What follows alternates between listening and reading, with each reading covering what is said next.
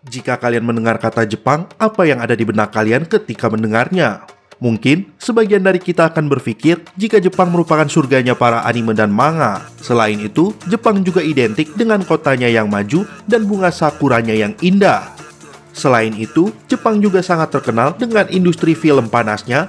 Bahkan saking terkenalnya, industri ini banyak membuat pemeran film panasnya yang terkenal hingga kancah internasional. Dunia malam di Jepang juga sangat disukai oleh para kaum pria, karena di Jepang sangat terkenal dengan klub malam mereka. Selain bisnis tersebut, ternyata sekarang ini Jepang sedang tren di kalangan remaja mereka adalah bisnis baru yang bernama Papakatsu. Bisnis ini sangat populer di kalangan remaja di Jepang. Nah, apa sih Papakatsu itu? Sehingga digemari oleh para remaja di Jepang. Papakatsu adalah istilah di Jepang untuk sugar daddy. Sugar daddy adalah pria yang rela membayar dan mengeluarkan banyak uang untuk para remaja agar mereka mau menjadi wanita simpanan mereka. Saking hitsnya, Papakatsu di Jepang ini tidak tanggung-tanggung. Ada aplikasi khusus untuk para remaja mencari Papakatsu mereka. Jadi, di dalam aplikasi ini, remaja cewek bisa daftar jadi anggota. Terus calon pelanggan bisa nyari gadis cantik lewat aplikasi ini. Nah, apa aja sih fakta dari Papakatsu yang membuat para remaja di Jepang menyukai bisnis ini?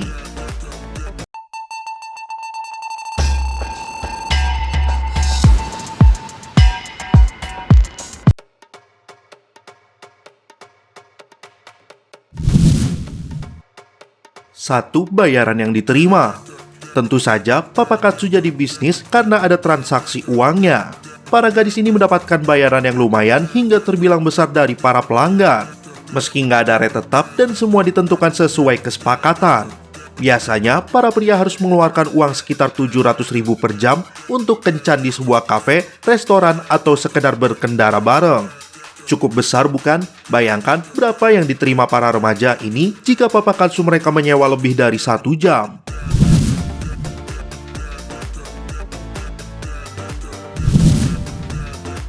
Dua, tidak selalu melibatkan hubungan badan.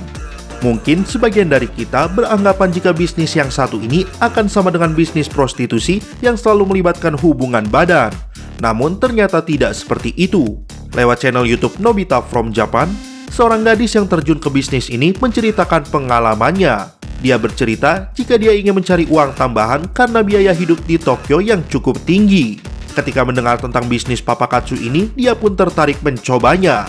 Awalnya, dia berpikir jika bisnis ini akan selalu melakukan hubungan badan. Tapi menurut beberapa temannya, ternyata bisnis ini sangat aman karena tidak perlu melakukan hubungan badan. Para Papakatsu biasanya menyewa mereka hanya untuk berkencan dan menemani mereka curhat.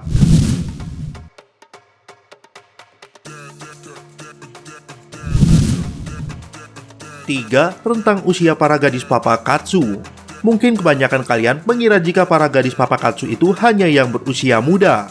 Namun dari survei yang dilakukan, ternyata banyak pula anggotanya yang merupakan wanita dewasa yang bahkan sudah menikah. Rata-rata usianya mulai dari 18 sampai 50 tahun. Pekerjaannya mereka juga beragam, seperti anak kuliahan, pekerja kantoran, ibu rumah tangga, single mother, dan lainnya. Kebanyakan dari mereka melakukan karena alasan keuangan. Si cowok biasanya orang pebisnis tajir yang punya status tinggi, yang mana langka banget bagi kebanyakan gadis Jepang untuk bisa mengobrol dengan cowok seperti itu. Kadang si gadis jadi bisa mengembangkan network mereka lewat Papakatsu, ungkap Sarata Kaishi, seorang wanita yang pernah bekerja di industri Papakatsu.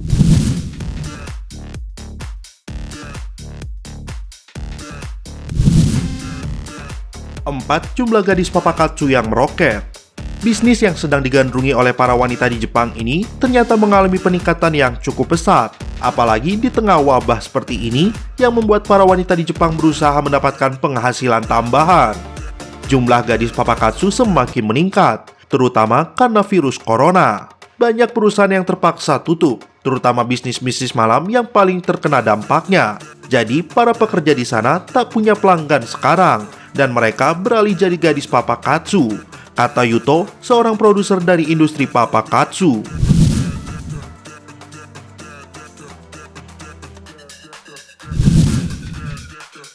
5. Dibekali ilmu sebelum terjun ke bisnis ini.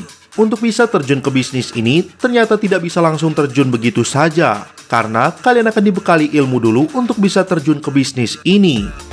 Untuk menghindari tindak kejahatan, para wanita akan diberi ilmu untuk menekan angka kejahatan. Mereka akan diajari cara agar tidak ditipu oleh papakatsu. Selain itu, mereka juga memberikan ciri-ciri papakatsu yang harus dihindari.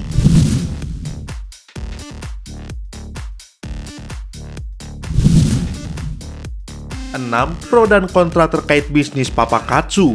Meski papakatsu kini tengah populer, namun nyatanya bisnis ini juga mengundang pro dan kontra dari warga Jepang sendiri.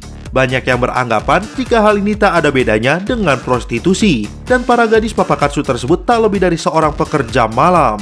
Tapi tentu saja ada yang beranggapan lain, di mana bisnis papakatsu disebut bisa membantu perekonomian para gadis yang sedang butuh uang. Dengan begitu, bisnis papakatsu juga disebut bisa mengurangi angka kriminalitas. Berikut fakta tentang papakatsu di Jepang. Terima kasih sudah berkunjung ke channel kami. Jangan lupa klik like, share, dan subscribe.